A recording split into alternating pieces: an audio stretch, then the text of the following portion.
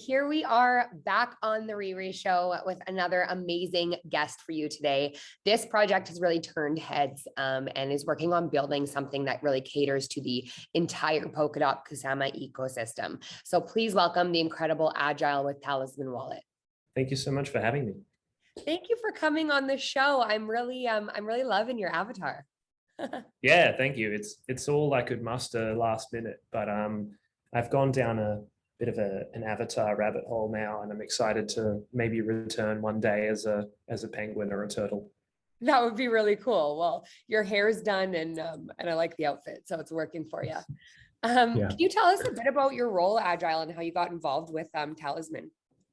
Yeah, sure. So I guess my title is speaker, but I'm really the chief executive, and I am a co-founder. I have three other co-founders, yeah, we started Talisman in April of last year, and it all happened very quickly, and it's been a wild journey so far. Really happy with the project's progress. Nice. So you're coming up on a year already. Hey, does it seem like it went by fast? Yeah, it's interesting because like building stuff takes a while, and building stuff well is really hard. And so while I kind of said to my team the other day, we've launched our public beta like just about 2 weeks ago, and so much work has gone into building the business and scaling the team and building the product so far. But really, it's kind of the starting line now. You know, up until this point, it was kind of more like a Rocky montage, you know, preparing to fight a big Russian guy. And now we actually have to get punched in the face and, you know, fix things that break, and listen to users and integrate criticism, and sort of deal with competitors and things. So it's exciting. It's the beginning of a big journey. Yeah, definitely. I think definitely once you launch and get going, there's new challenges to face, but it kind of makes the journey more exciting. Can you tell us a little bit about the project then? I think we're like, I'm excited to hear about it, and I'm sure the community is too. Just give us kind of a brief explanation of, you know, what a community wallet is even. Sure. So for those who don't know, Talisman is a browser extension wallet for the Polkadot ecosystem. And people who already use crypto applications on a day-to-day basis are familiar with browser extension wallets. You know, MetaMask is very prevalent in the Ethereum ecosystem. You know, Phantom is the sort of the main wallet for Solana, and you can think about Talisman as sort of the main browser extension wallet for the Polkadot ecosystem. And while they are sort of similar in that sense, it's also very different from those other products, because the architecture of Polkadot is implicitly multi-chain. So we have to build a browser extension wallet for a sharded blockchain ecosystem. So we have to build a browser extension wallet for many blockchains, and that's non-trivial, but it's also a really fun, interesting problem. I guess we sort of describe ourselves as a community-owned wallet, and that's kind of what that means is kind of interesting and complex. Like, we've seen a lot of I think people's opinions of wallets have changed very recently, seeing, you know, Infura having to comply as a US company, having to comply with sanctions, and people getting kicked off of MetaMask, or being blocked from using MetaMask. So a wallet is something that I think, especially if you're very predominant and you aggregate a lot of user assets in an ecosystem, it's kind of important for the community to have some buy-in to how that wallet is maintained and developed. And so we want Talisman to be community owned. At this stage, what that means is that we have a very highly engaged community that give us feedback on our designs. We have a special subset of the community that are contributors. Some of them maintain and keep our Discord as a nice, safe place. Some people are sort of promoters and advocates, but over time we want to bring more governance into the project, and even in line with the idea of community ownership, we've received a lot of our investors are sort of the founders of parachain projects. So our seed round was sort of involved founders from Agyle, Moonbeam, HydraDX, RMRK. So we are trying very hard to be a wallet which is built to help accelerate the emergence of Polkadot and support all of the parachain projects in the ecosystem. I mean, that's huge. You guys are really unique. And I always love hearing about, a project that's really like the very first with that idea. So this is really interesting. And I'm excited about it myself. So what's the story here? Like, how did Talisman really come to be? Like, how did you guys get started? Yeah, great question. Prior to starting Talisman, I ran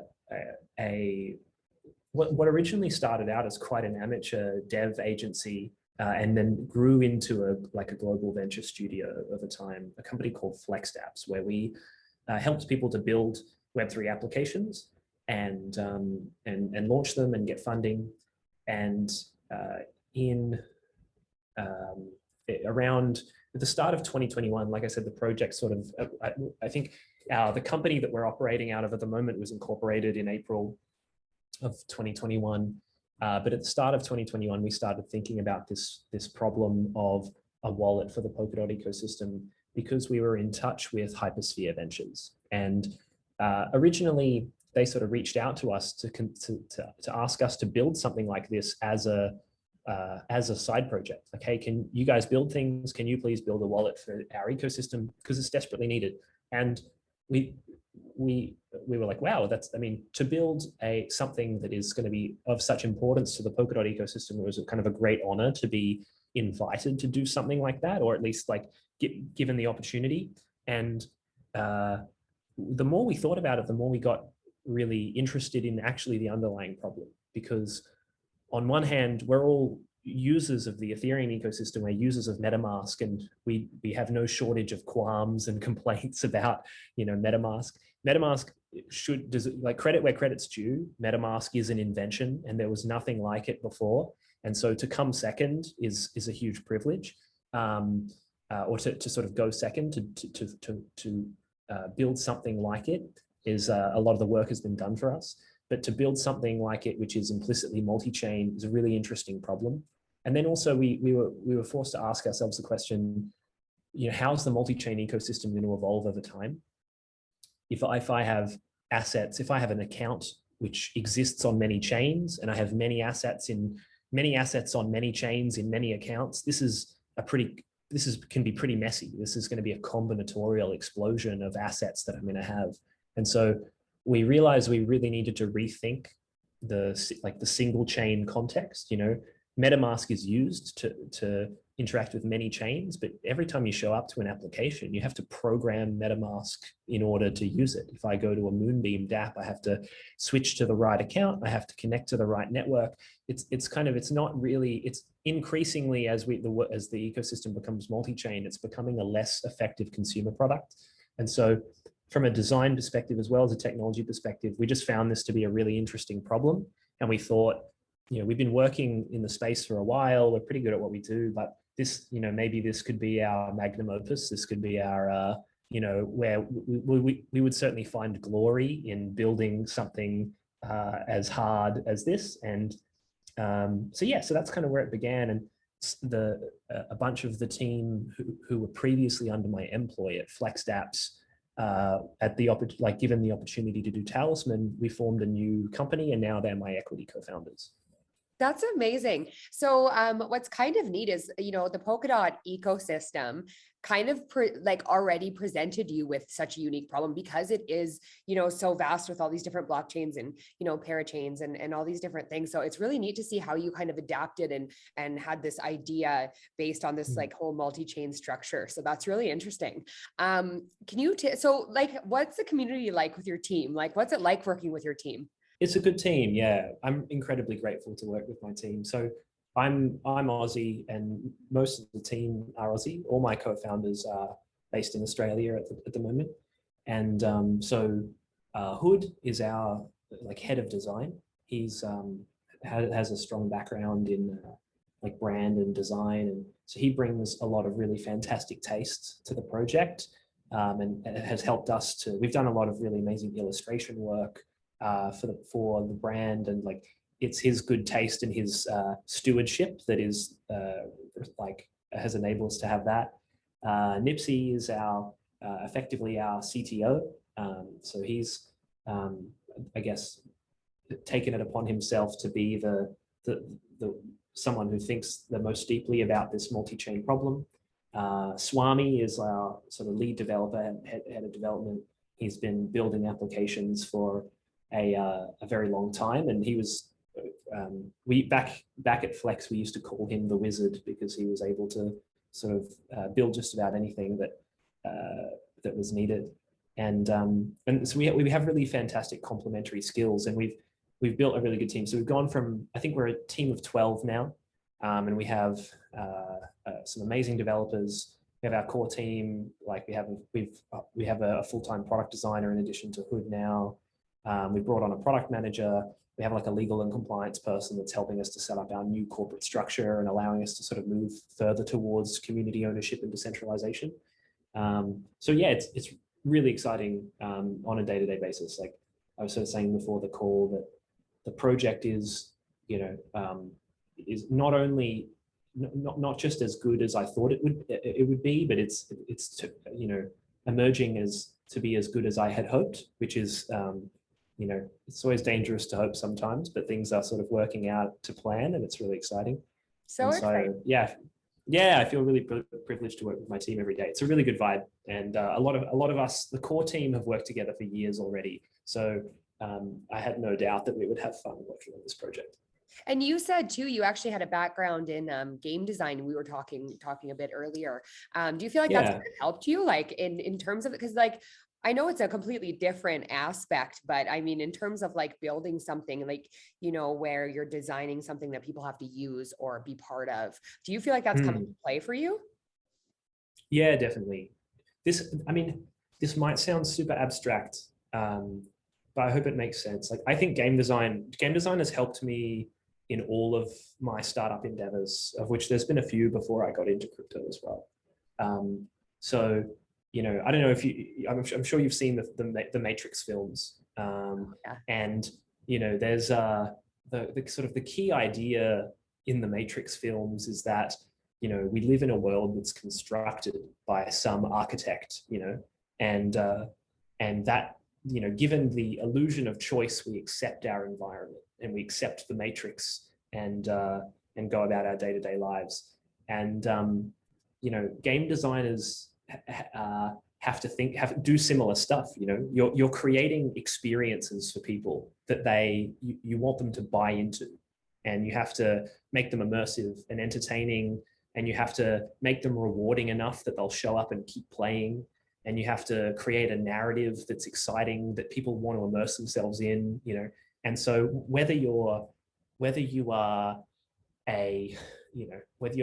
playing some video game where you're a Viking and you're conquering Britain or something like that, or you're playing, you're living in the Matrix and you tell yourself the story that I am a high-powered lawyer and I do this and that. Like there is an architect, people who are founders are, I think, fundamentally game designers, because they have to understand what motivates people, how to frame people's perceptions, how to establish incentives that keep people showing up every day to perform work. And so, yeah, game design frames a lot in a very abstract way. Yeah, definitely. I completely understand what you're saying. I think that's fantastic.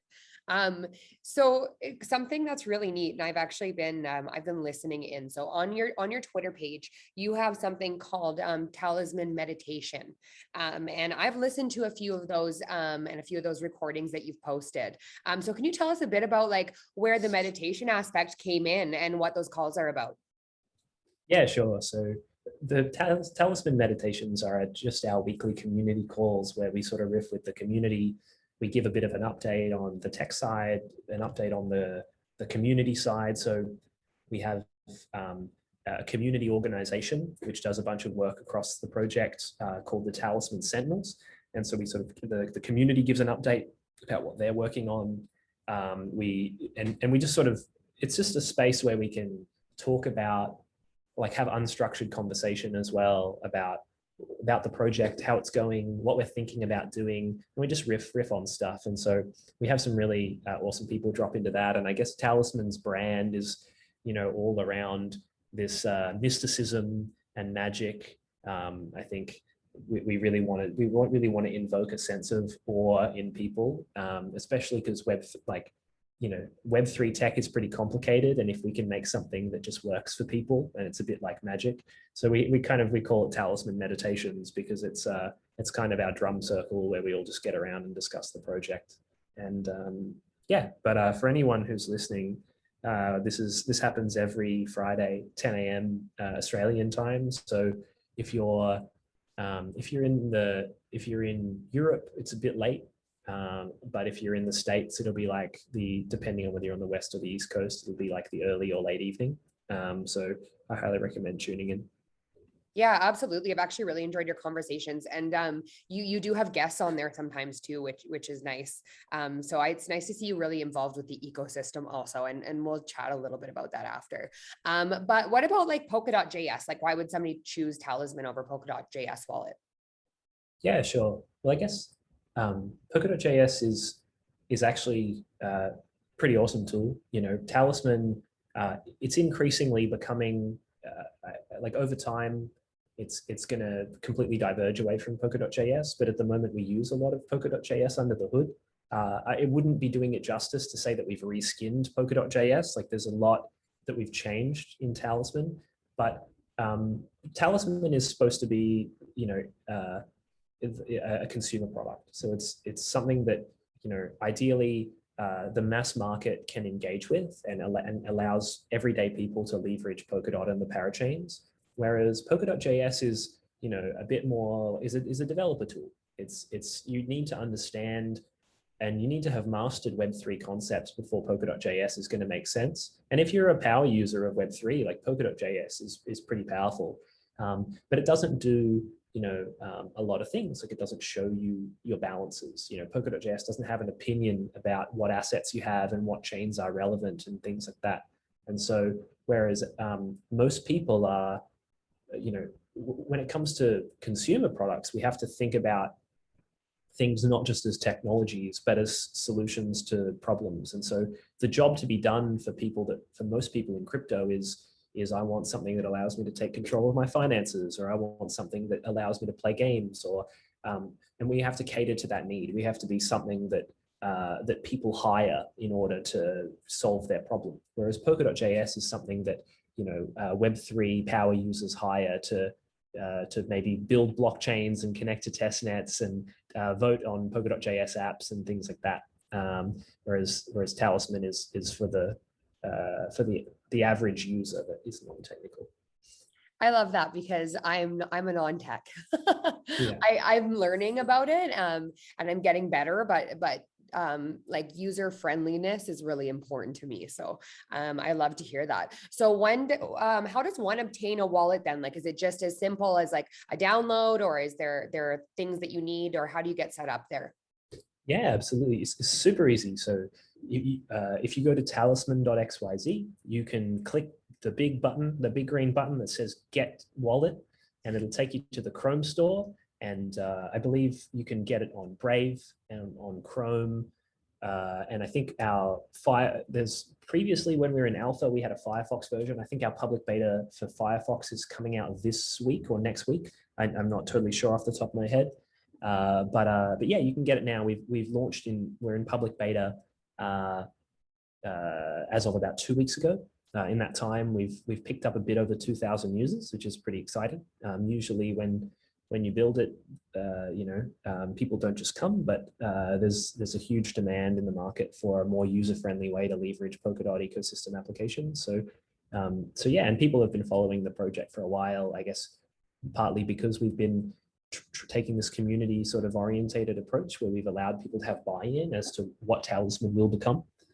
So I recommend everyone goes to talisman.xyz and download the wallet from there. It is a browser extension wallet, so you'll need to be on desktop if you have a laptop or a PC computer.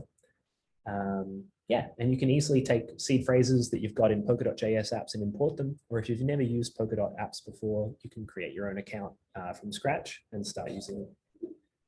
So actually, you kind of just touched on this. So we may as well just talk about it. So you were mentioning like you can migrate then from like your Polkadot.js wallet over to your Talisman wallet. Is that correct?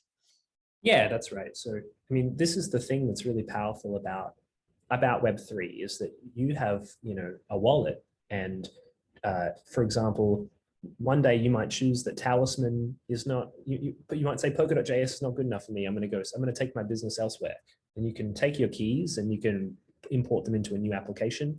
One day there might be a wallet that is uniquely made for people who want to sign transactions for business, and we're focused on consumers, the mass market. And so this other wallet might come along that might serve your needs better, and you can grab your keys and import them in there. But so we support, seed phrase importing, as well as any account that you have in Polkadot.js, you can export as a JSON and you can import it into Talisman. And then Talisman will re-encrypt it with the password that you've chosen. And so you'll be able to access all of your Talisman accounts just with a single password. So easy. I love it. Yeah, that's the goal.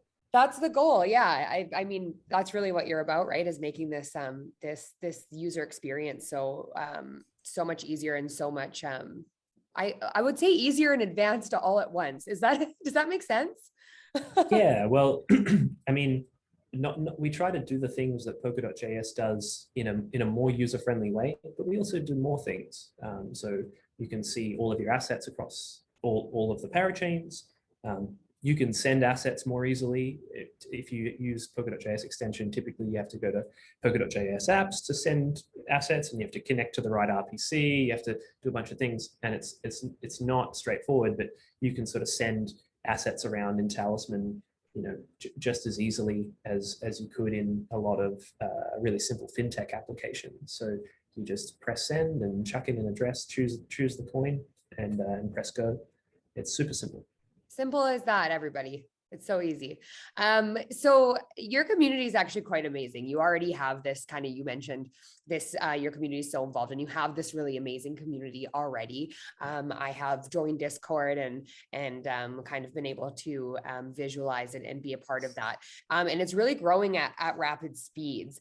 And within this community is this kind of, elite clan called Spirit Clan, which I did have the privilege of being a part of. So thank you for that. But can you elaborate on Spirit Clan? What is that? Yeah, sure. I guess in order to make a product which is going to serve the interests of the whole community, we have to consult with the community. We have to talk to them. Whenever you're building a software product, you kind of want to reduce the time between having an idea and validating that idea as little as possible. You want to have as many iterations as you can. And so, but the thing is, when you're building a product for a global audience, that's kind of too many people to talk to. And so we need to cultivate a community of a sub-community of specialists, of people who are power users or advocates, super fans, people with diverse experiences, that's actually a manageable size for us to consult with. I think, humans can only remember or hold meaningful relationships with something like up to 120 people, or the amount of names that you can remember on average is called Dunbar's number. And so we're constrained in our ability to talk to everybody, but we want everyone to have buy-in. So we've created the Spirit Clan, and it's using a tool called Collabland. So Collabland is a tool for coordination online, and you can, we've issued RMRK NFTs. So if you want to join the Spirit Clan, you can either get a spirit key from someone in the community. There's a lot of people who have them to give away, or you can purchase one on Singular, and then you can connect join our Discord and connect to Collabland. And Collabland moderates our Discord based on whether people have spirit keys or not. So the people who have spirit keys are allowed into the Spirit Clan channel, and those are typically, we've distributed spirit keys quite purposefully to people who are contributors to other projects, people who have invested in crowd loans, people who have done activities which are indicative of being someone whose problems we want to solve. And so we've cultivated this elite clan of people who get to have a little bit more buy-in. Their voices are more easily heard by us when it comes to the development of the project. So if you're really passionate about the Polkadot ecosystem, as well as how we can make products better in the ecosystem, I recommend getting involved there. Yeah, absolutely. That's you guys do have an impressive community in Spirit Clan. I was definitely scrolling through there, and you have some amazing people involved. So I know we talked about this kind of briefly already, but can you tell us a little bit more about the like UI UX stuff, like the user interface, user experience? Like what did you really keep in mind when designing and fine tuning? Yeah, good question. I guess there's a few key problems that we have to focus on as a wallet, right? So, and I can maybe talk about some key problems and design choices. First of all, wallets have to be very abstract because in theory, you can use a Web3 wallet to do all kinds of things. You can use it to sign a terms of service, and you can use it to do some kind of DocuSign thing. You can use it to send assets. You can contribute liquidity to a pool. You can play a game. You can so on and so forth. And I believe that the scope of what you'll be able to accomplish with Web3 applications is only going to grow. And so a wallet has to be very abstract. And so I'll give you a really simple example of MetaMask again. Again, because they're the sort of the pioneers that have sort of got us to this point until now. If I deposit $5 into Compound, I receive back a tokenized representation of that Compound. I deposit USDC, I get Compound USDC. But because you can, in theory, use a wallet for so many things, MetaMask is unopinionated about that token. It just says you have 5 CUSDC. But if I go to a different application, I go to Zerion or Zap or DBank, one of these asset dashboards where you can view your assets in context. It's not a wallet. It's like a DeFi or a finance understander. It helps you to understand all of your financial positions. It won't say that you have 5 CUSDC. It will say you have $5 in Compound earning you 4% interest, right? That's a much more useful piece of information. But unless MetaMask intends to implement every, make it their business to understand what, every application that's built on Ethereum, which is a generalized platform, it can only show you this abstract view. So, so one, we have to, we've instead of architecting things in the same way that MetaMask have, we've split things into kind of 2 views in our wallet. So first of all, we have the modal view, just like you do with normal browser extension wallets, where you can send assets around, you can see balances, you can do a bunch of normal things. And we kind of think about this a bit like PayPass, or like if you have Apple Pay or Google Pay, this is a payment device.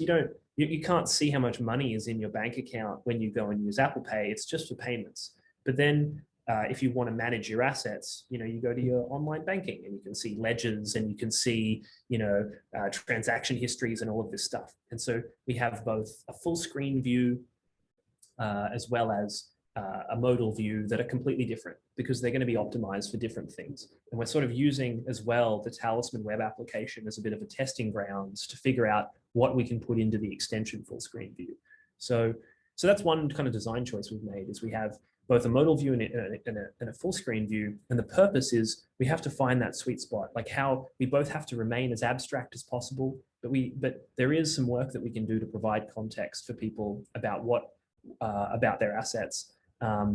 And also the full screen view is also really helpful because like I mentioned earlier, in a multi-chain world, I might have 10 accounts, that exist on 100 parachains with assets in between them. This is a mess, right? This is a combinatorial explosion of information. And so to have that in like a mobile, like a portrait, modal view doesn't quite make sense. You need something quite robust to be able to manage all of that state. And this state, as the multi-chain world grows, is only going to become more and more complicated. So that's one key design choice that we've made. Another is we've been quite opinionated and just decided that we're going to, like Polkadot.js allows you to have different seeds and different accounts all encrypted with different passwords. Whereas just like MetaMask, we allow you to just encrypt everything with the same password.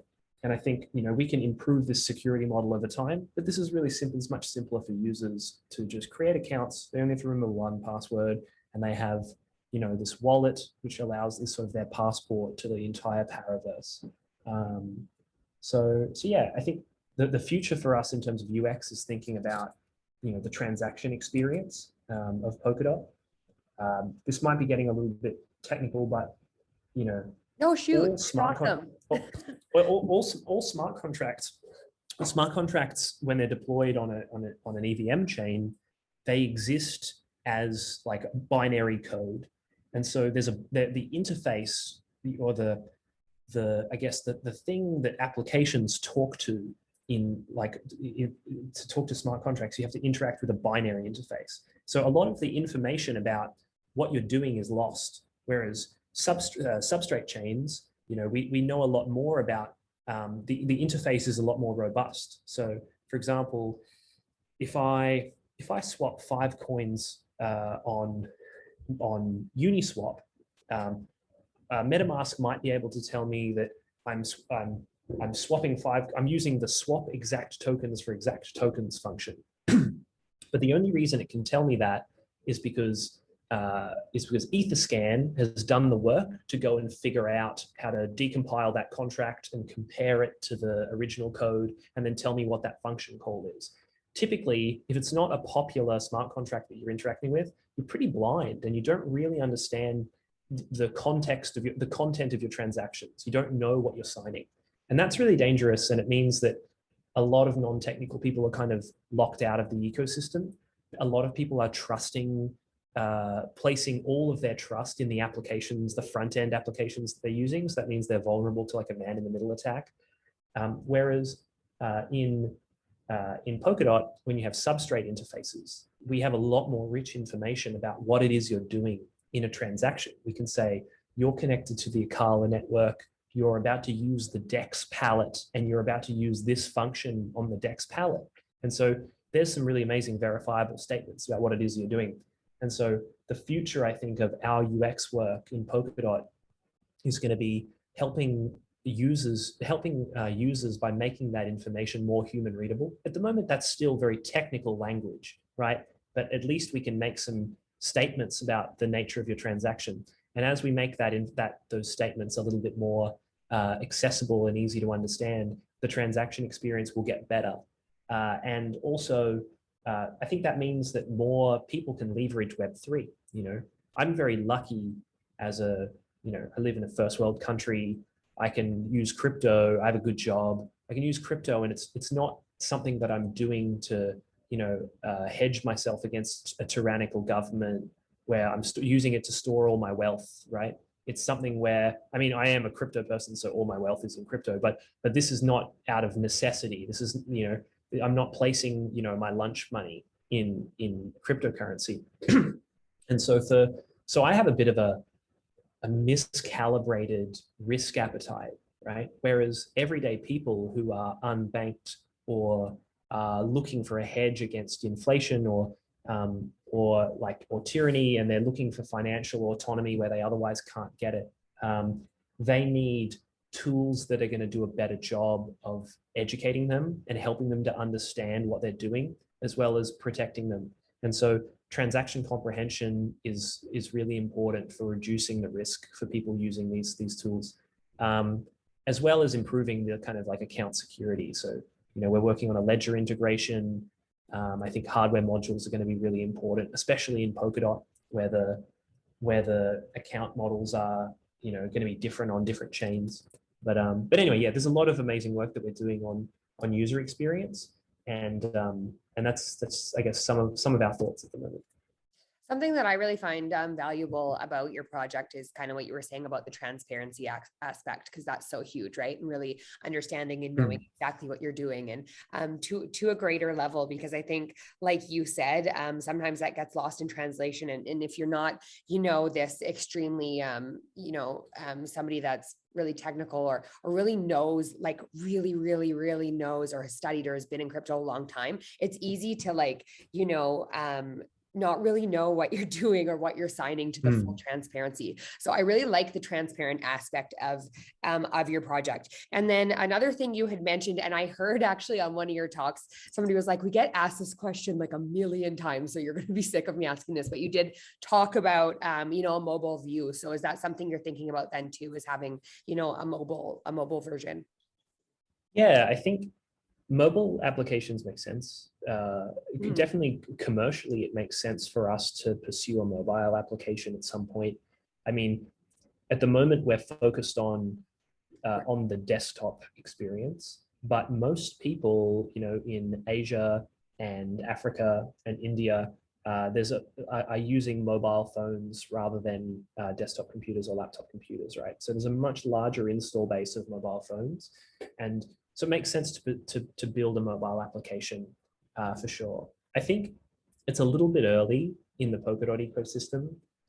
Applications are like, there's a lot of amazing applications, but in terms of the cross-chain capabilities of the ecosystem, we're still sort of finding our feet. XCM is still is still not ubiquitous in the ecosystem. Totally, yeah. They're still launching new versions, and yeah. Yeah, exactly. And Parity are such an innovative organization. They ship so much code that for years, Substrate, it was quite difficult to build on Substrate because it was changing all of the time. And Substrate is starting to stabilize now, and it's becoming, I think, the place to build applications in the future now. But for completely new ideas like XCM and Substrate, it takes a while for these things to be proven and to roll out and gain momentum. And so I think once the development paradigm of Polkadot is better understood and there are more applications available, it certainly makes sense to build a mobile wallet that has, either a dApp browser or uses some kind of protocol like Wallet Connect to connect to applications. But for now, it might be a little bit early. We are sort of thinking about building.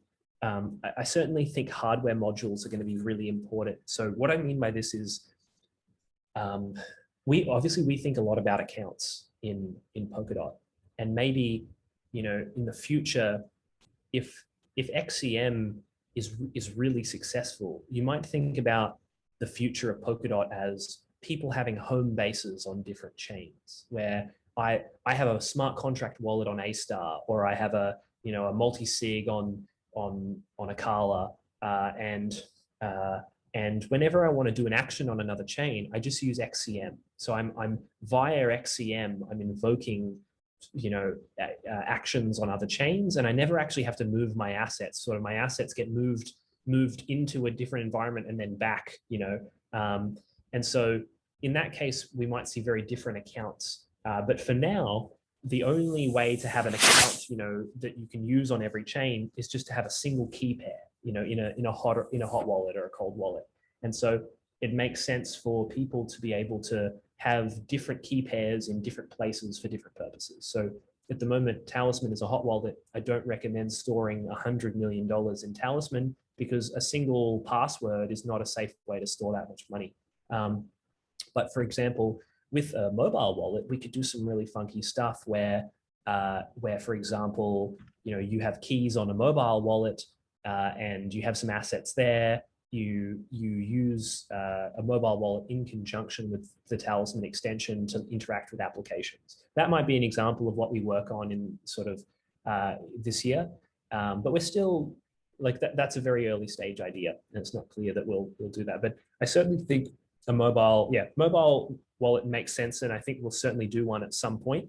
It's just a matter of when and how the ecosystem is looking at that time, and sort of therefore what kind of wallet is it going to be.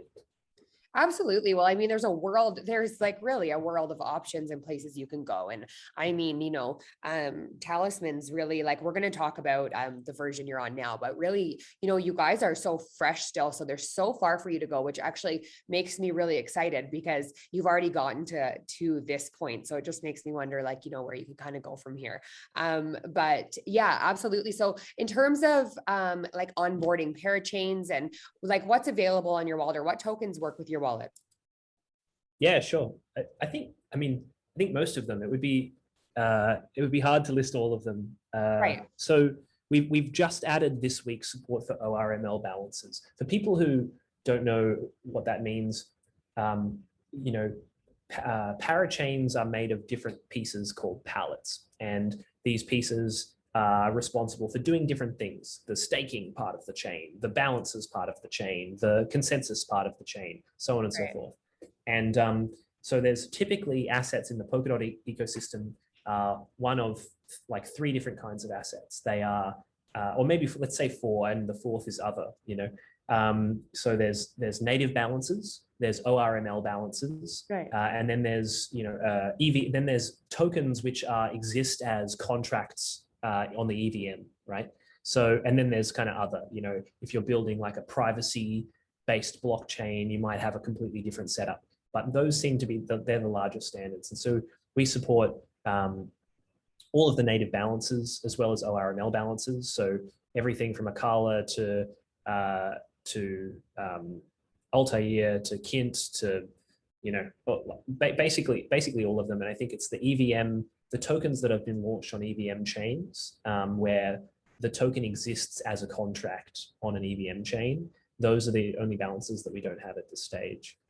So if you've invested, for example, if you've invested in any Polkadot crowd loans, you should be able to see all of those balances in the Talisman extension.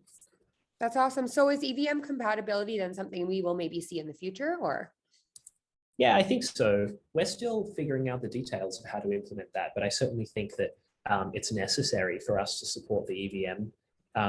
It's a funny one because to some extent, parachain teams that are implementing the EVM are kind of deleveraging themselves in terms of how exposed to the potential of Polkadot they are, right? It's kind of a short-term strategy. There's so many Solidity engineers, and there's so many there's so much mind share around the EVM, and there's so much tooling that it's just very easy to launch a project on the EVM.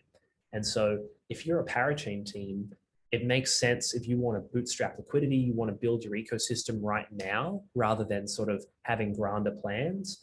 You need to, like, EVM is a useful tool for that. And so, and I think, RMRK 2 is sort of being implemented in EVM.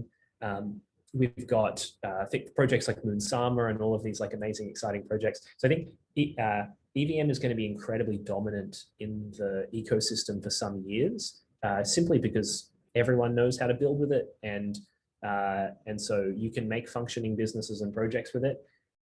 So we will support the EVM, but technically what's kind of required to accomplish that is, it's almost like we have to re-implement MetaMask inside of Talisman. So it's not trivial.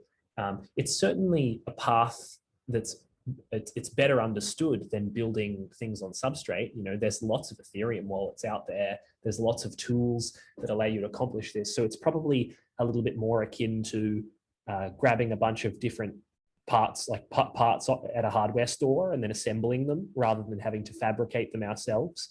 But yeah, EVM support, I can't give you a date on when that will be out, but and there's a few things to work out because, like I said, we've had to rethink what a multi-chain wallet looks like.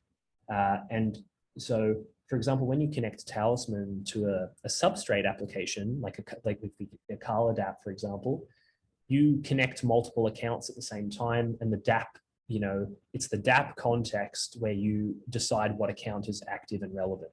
Whereas with applications that support MetaMask, it's the wallet that decides what account is active. So there's a few different, there's a little bit of UX work that we need to do to figure out how do we support EVM applications, which to some extent still have in them the DNA of the single chain context kind of built into them, right? That's kind of what they're derived from. And so, yeah, we have to kind of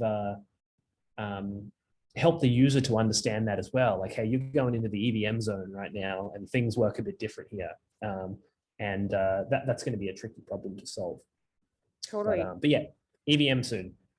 You guys are working really hard though, and you actually I just saw you launched version 3.1, so it's very, very fresh. Actually, I think, was it yesterday you just had a chat about it? I think it was yesterday, was it not? So what upgrades and changes have you made here? Like, this is new. Yeah, so there's a few changes in there. I think the first is implementing ORML balances.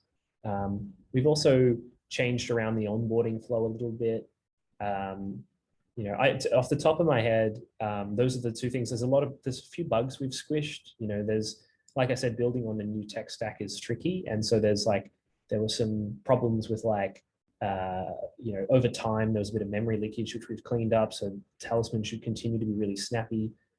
We've also, unfortunately, Brave browser introduced a limitation on how many WebSockets you can have open, which is uniquely challenging for us because we have to connect to 50 parachains and tell you what your balances are on all of them. So I think there's a little fix in there that says, hey, Brave users, if you need to go and change the setting in your browser so that Talisman will work properly.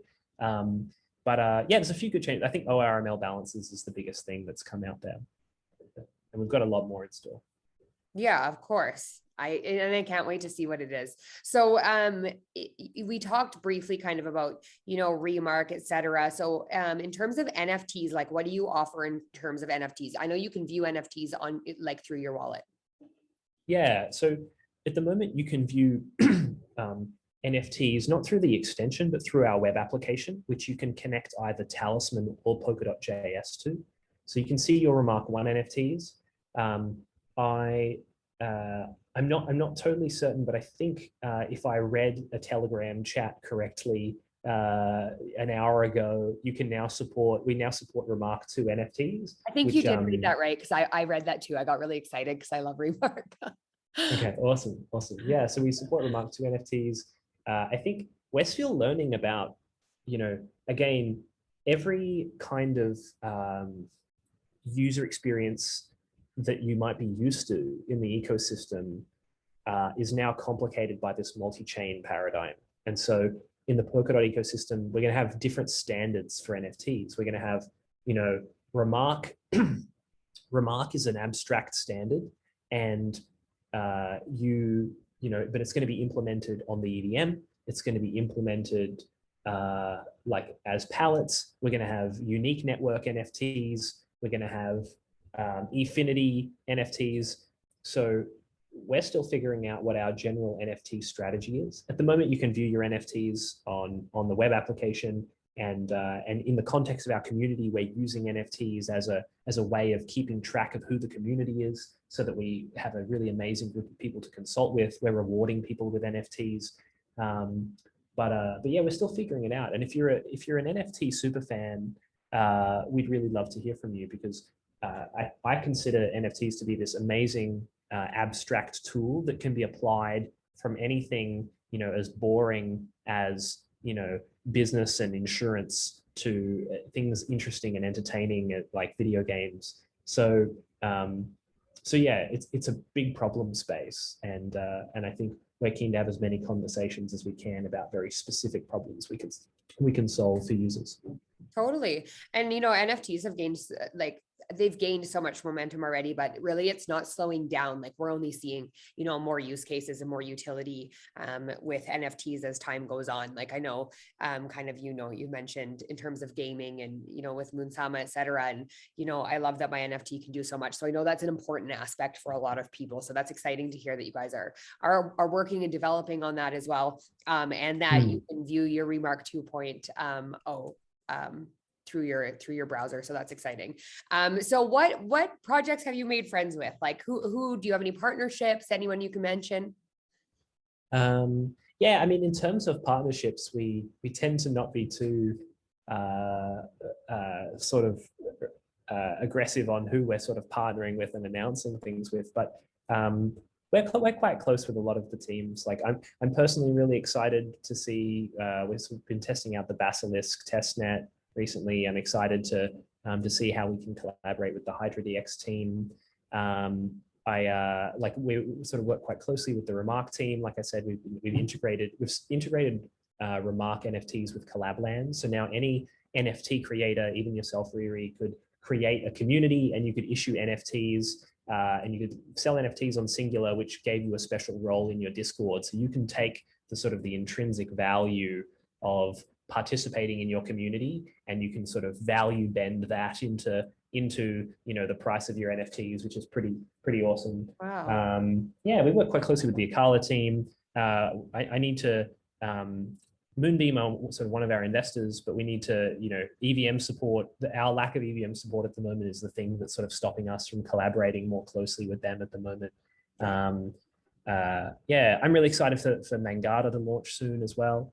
We've been working on some cool stuff with them. You just did a giveaway with Fala, did you not? Yeah, so Marvin from Fala is one of my favorite founders in the ecosystem.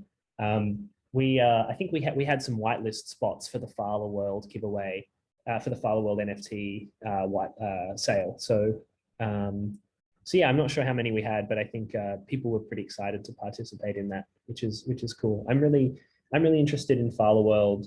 I think I think Marvin and I see sort of Web3 in a similar way, and so the sort of work that we're doing in storytelling and trying to create a useful story for people to understand the Polkadot ecosystem. Our story is, the Paraverse, and he's sort of doing the same thing with Fala World, trying to create an engaging narrative through which people can learn about Web3 technologies, is really, really cool. So values align there.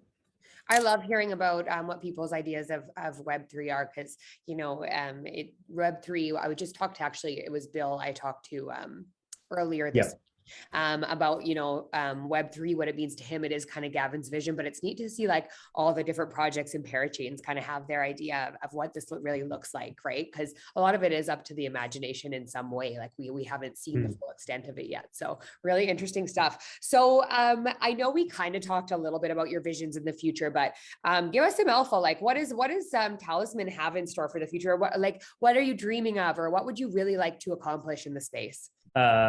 I think the thing I'm most excited about, in terms of the potential beyond just the products that we're working on, is this idea we have of the Paraverse. And so, this has happened a little bit in a bubble, so not everyone's super aware of this, but I'm sure you've seen the use of the language, the Paraverse. On our website, it says traverse the Paraverse, and we, I guess.